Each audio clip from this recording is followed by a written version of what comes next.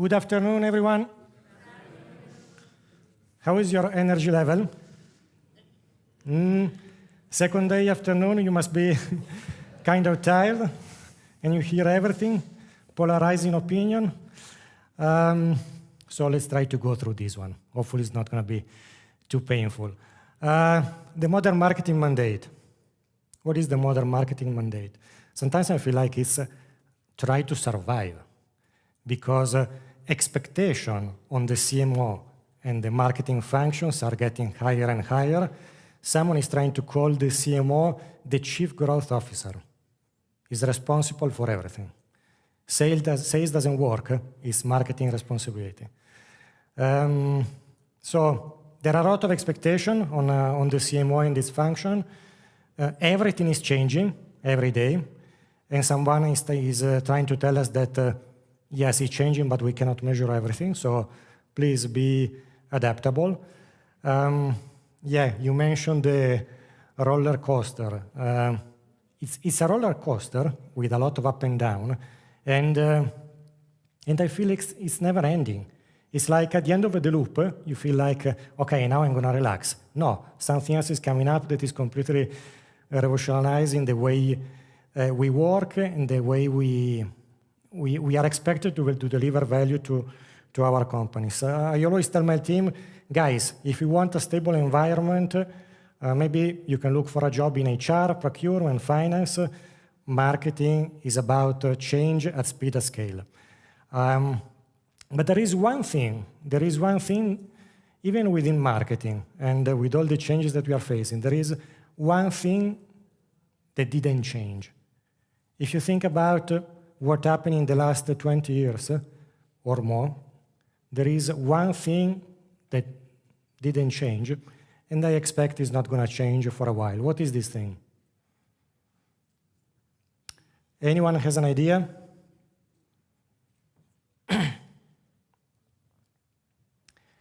Our clients.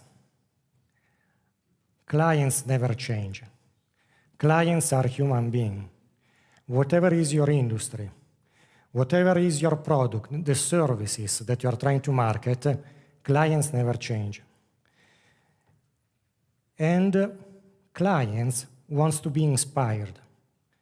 They are looking for companies with a higher purpose, with a clear vision, with a sense of social responsibility.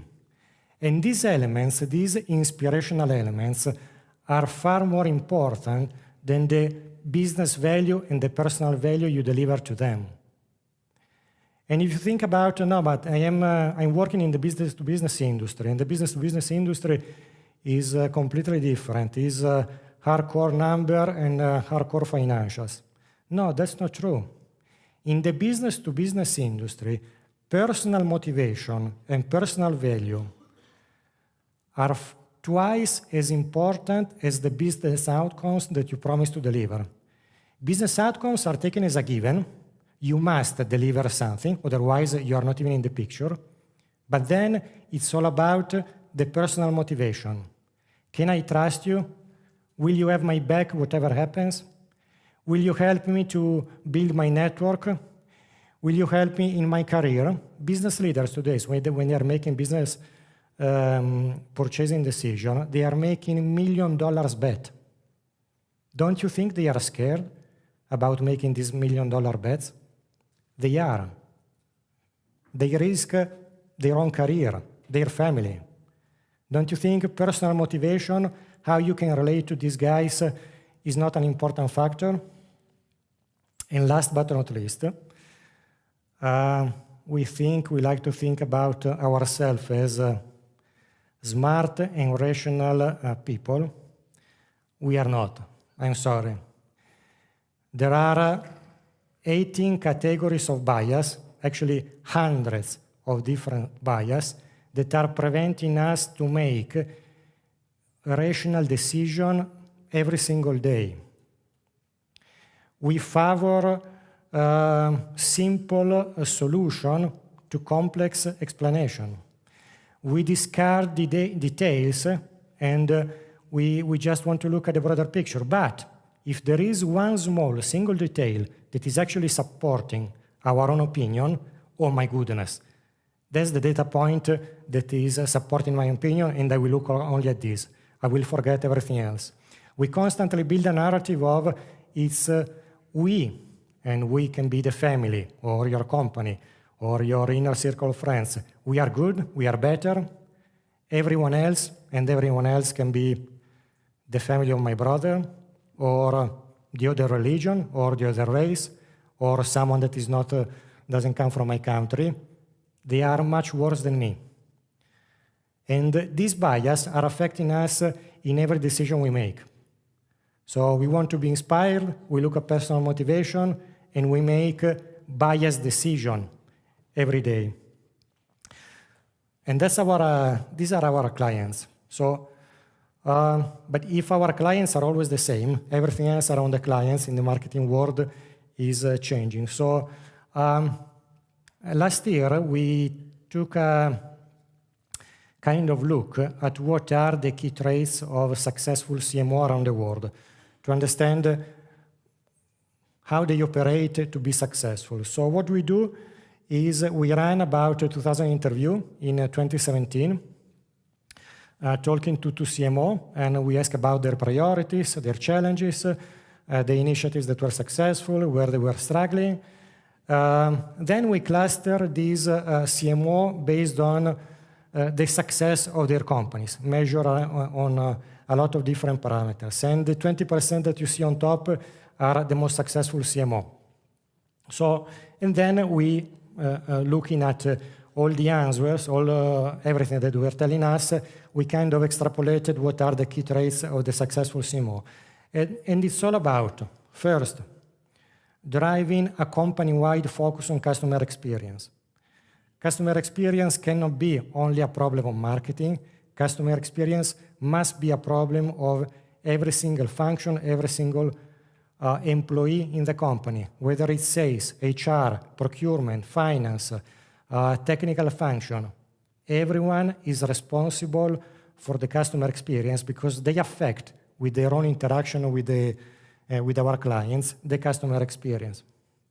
It's about, second, it's about using digital technology to transform products and services and the way these products and services are delivered to our clients. It's about using data to inform the corporate strategy, not just being a passive recipient of a corporate strategy that is set without a marketing contribution. I was reading this morning an article, more and more CMO are asked now to join a corporate board to be key influencers in the corporate strategy. And last but not least, it's about driving these elements with agility. And I'll come back to this concept of agility, agile methodology, some agile practices, agile organization later on. But really, it's absolutely key to keep being successful at the speed that is required today. So now we'll focus on the two topics that I was asked to cover today, which are about analytics and the impact on marketing, and artificial intelligence and how it's changing the customer experience. And I will do this looking first for analytics at what we are doing in IBM, and for AI and customer experience, I will take more an external perspective what we are doing with some of our clients, okay?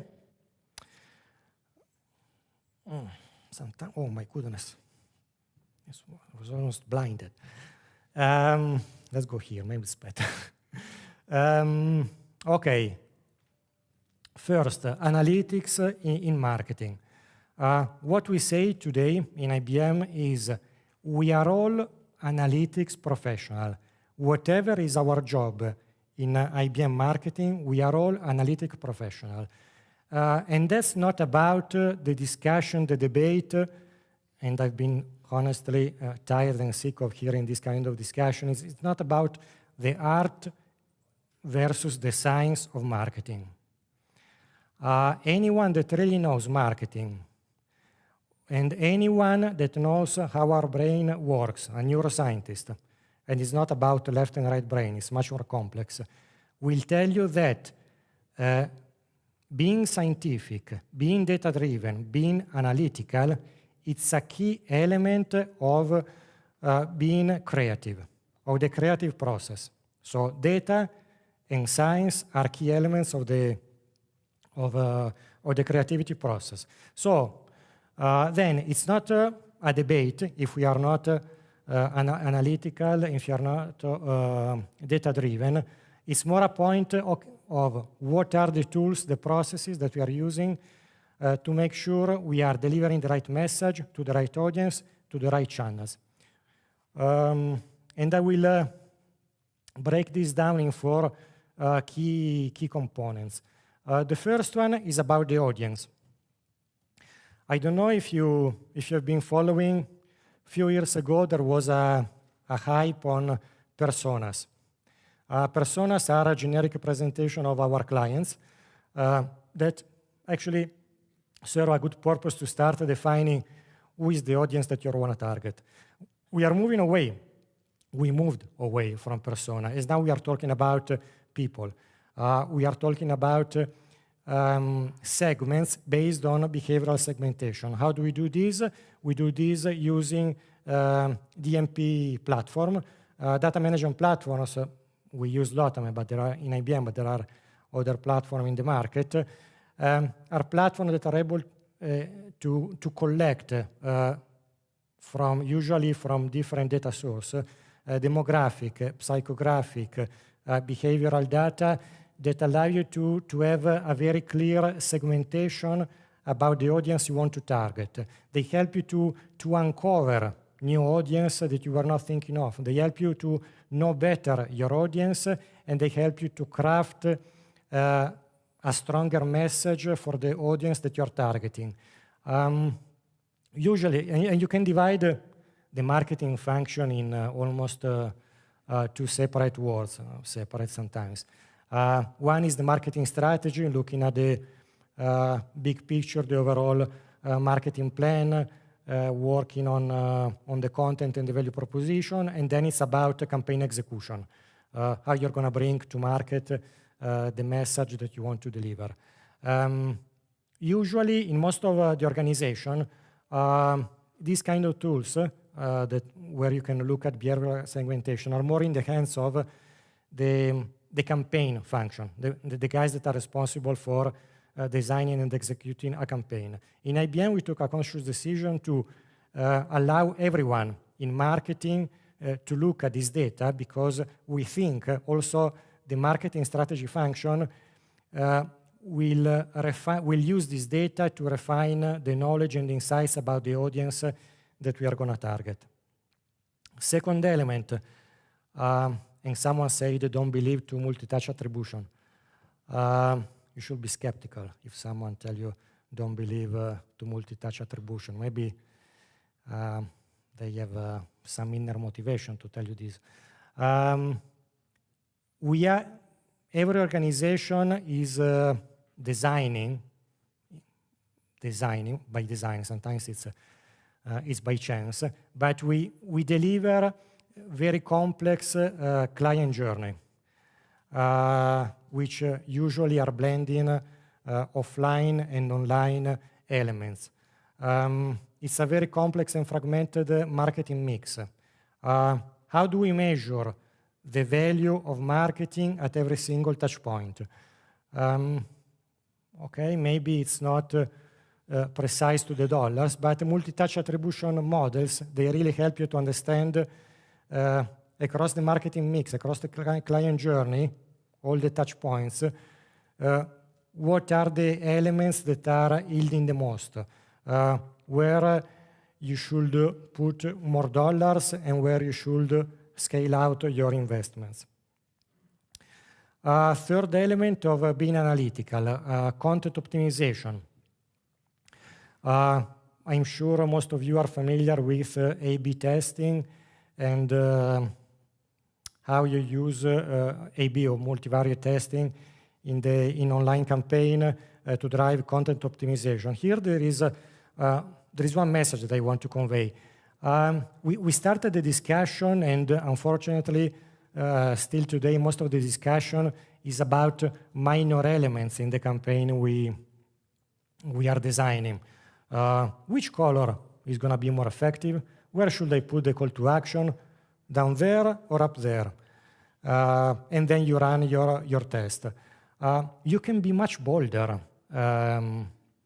in this kind of test. And it's not about some minor element of the campaign, but it's really about what is the message that is resonating the most with your audience.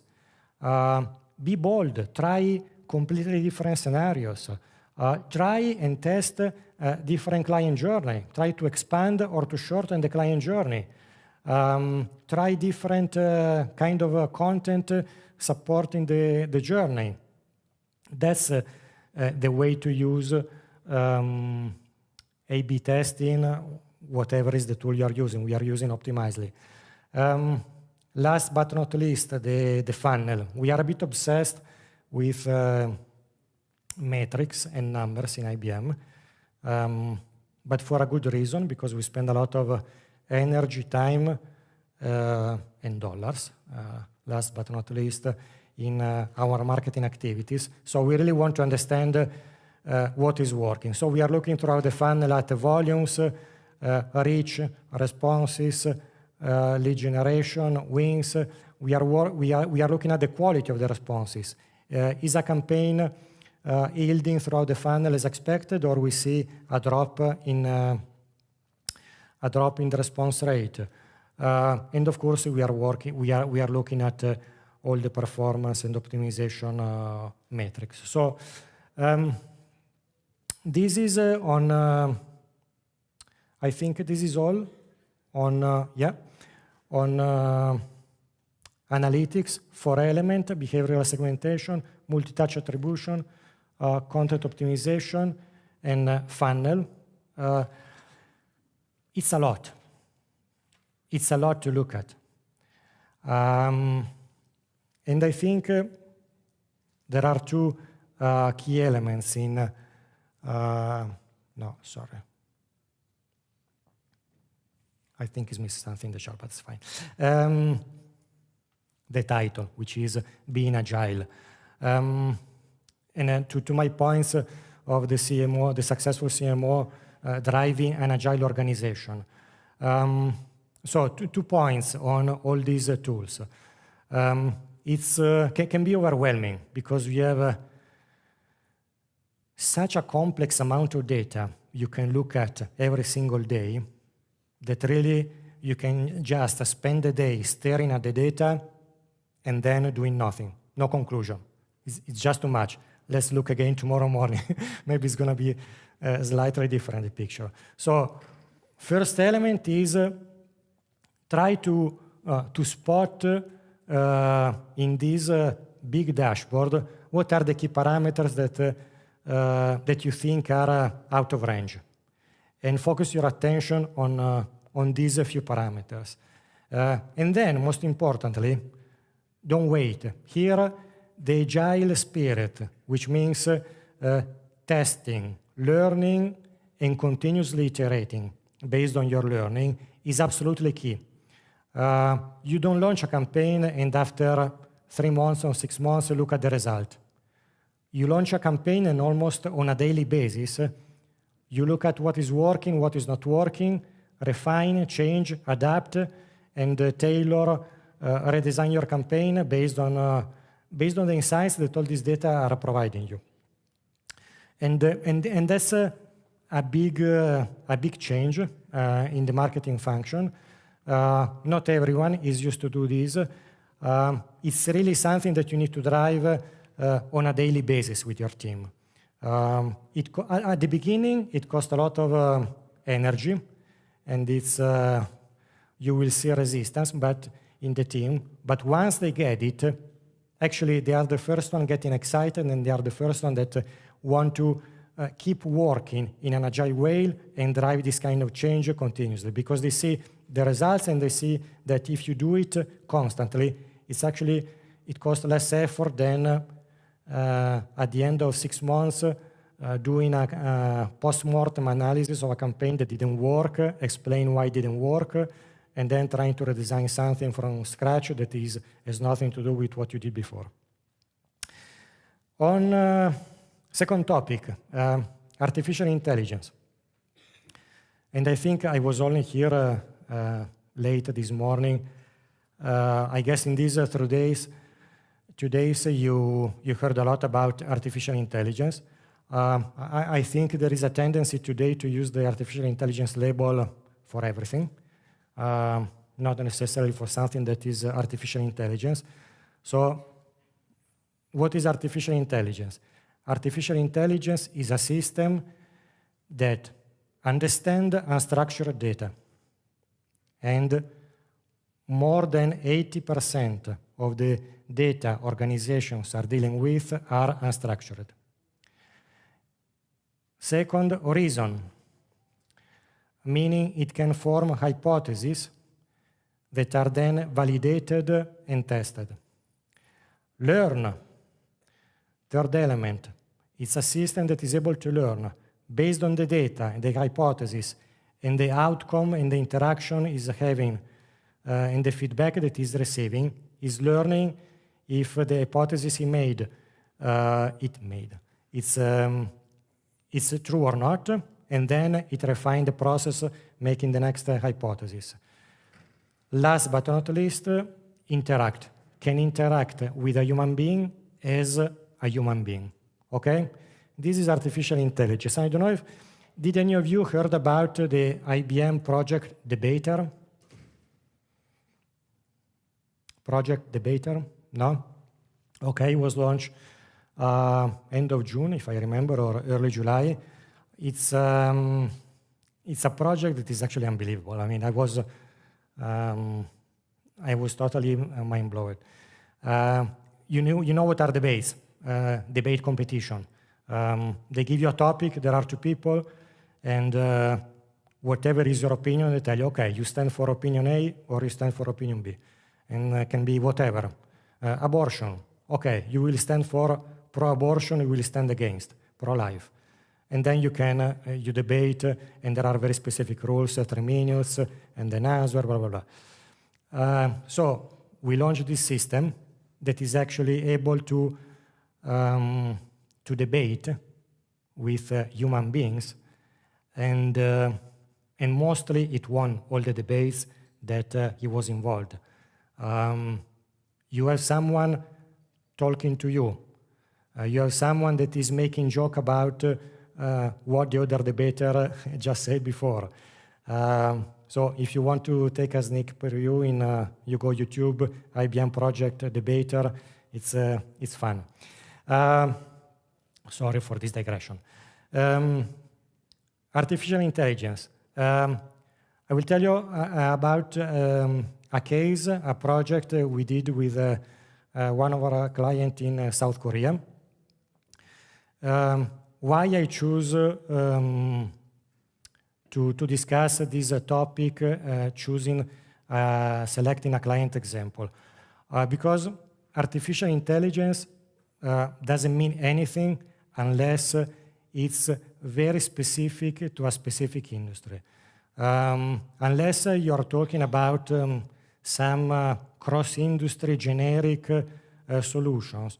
When you want to go deeper in the transformative value of artificial intelligence, then it's absolutely 100% industry specific. An AI solution that is helping doctor to determine a cure for cancer is completely different from an AI solution that is helping an established retailer to better connect with millennials. You need to have this kind of industry expertise to design tailored solution for the client needs. And I choose the case of retail in Korea because retail is one of the industries. It's like marketing. It's like a roller coaster. A lot of challenges, channel fragmentation, new pure player online companies that are coming in, old established companies that are trying to move online but not so successful, They are struggling engaging with the new generations, especially with millennials, and they are all looking at ways to drive more personalized customer engagement. And artificial intelligence is actually the solution to a lot of these issues. So the case I'm discussing with you today is about Lotte Department Store. Lotte Department Store is the largest and the most established department store chain in South Korea, and they were facing exactly all these challenges. Disengagement of millennials, meaning they were not buying at their store. All the channel issues and so on and so forth. So we've been discussing with them, and we launched at the end of last year Lotte Shopping Advisor, which is their artificial intelligence that completely changed, and we will see later how, the client journey. What are the building blocks of this solution, Lotte Shopping Advisor? Understand natural language. The solution has been trained with 23,000 customer chat. Visual recognition, of course, speech-to-text, text-to-speech, and, which is one of the most important elements, a content engine that is looking at 38 million product attributes, and it has been trained with more than 3,000 interviews from senior manager in Lotte to client to technical support people. And how you feed an artificial intelligence system is actually the key to make it successful. If you don't feed the solution with real content, the solution will never learn. It's like a kid. It's very smart. It absorbs a lot of things very quickly. But if you don't expose the kid to the right content, it will never learn. What does it do? Well, it's very simple. Basically, it delivers personalized services and can be from trend-based recommendation, like tell me for what kind of products, can be a skirt, a shirt, earring, what is trending. And the solution is scanning through social media, is scanning through any media outlet, is zooming on a Korean celebrity, Korean because it's a Korean solution, and is coming up with a specific recommendation. Is providing you gift recommendations that are tailored on the audience, on the customer. Like tomorrow is my wife's birthday. She's 36. She's a Chinese. She likes art and she works as a gallery director. What do you suggest? Is coming up with solution. Is defining product recommendation based on 14 different product scenario. Like tomorrow I'm going to have a job interview, or Saturday I have a cocktail in my parents' house.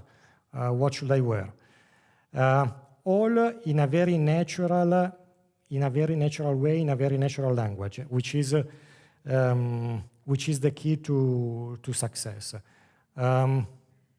Since the launch, the solution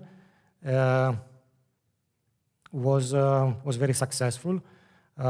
In just 1 month, they registered a 21% increase in website visit. The solution is handling more than 10,000 conversations every day. The solution is blending completely offline and online world. It's improving the way is interacting with the customers.